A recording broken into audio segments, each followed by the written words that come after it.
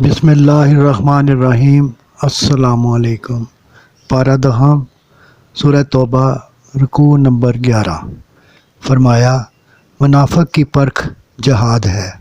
یہ عارضی آرام و راحت کی خاطر قوم کو آگے بڑھنے سے روکتے ہیں۔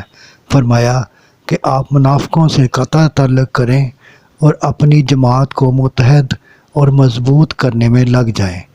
آپ صلی اللہ علیہ وسلم ان فاسقوں کی نہ نماز جنازہ پڑھیں، نہ ان کی قبر پر کھڑے ہوں۔ ان لوگوں کا کوئی اعتبار نہیں، یہ تندرست ہو کر اپاہج بنتے ہیں۔